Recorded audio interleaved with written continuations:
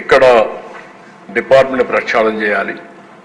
Restructuring of the excise department, single line of control తీసుకొచ్చి efficient functioning కోసం ఏమేం చేయాల్సిన అవసరం ఉంది.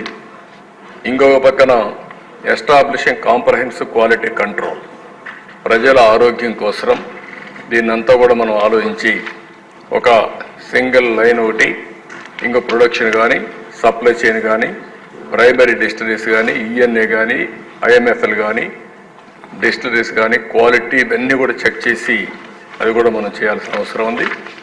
ట్రాన్స్పరెంట్ ప్రొక్యూర్మెంట్ పాలసీ, ఇది కూడా డిమాండ్ డ్రివన్ కింద ఎట్లా చేయాలనేది ప్రొక్యూర్మెంట్ పాలసీ ఇష్టానుసారంగా అలాట్ చేయడం కాకుండా పద్ధతి ప్రకారం చేయాలి.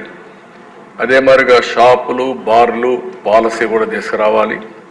రీఎగ్జామినింగ్ లిక్కర్ ప్రైసింగ్ పాలసీ కూడా ఏ వెరైటీ ఎట్టుండాలి, మళ్ళీ పేదవాళ్ళకి అందుబాటులో ఎట్టుండాలి, అవన్నీ కూడా తీసుకురావాల్సిన బాధ్యత ఉంది.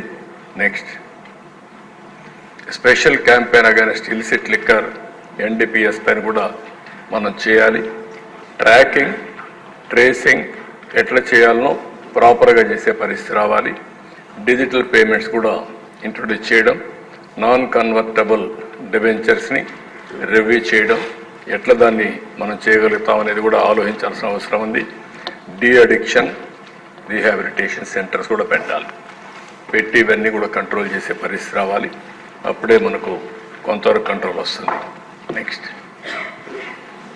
ఇన్వెస్టిగేషన్ ఇంటూ ది అలిగేషన్స్ అవినీతి ఎన్డీపీఎల్, దీన్ని ఏం చేయాలనో సభ్యులు మీరు కూడా చెప్పండి.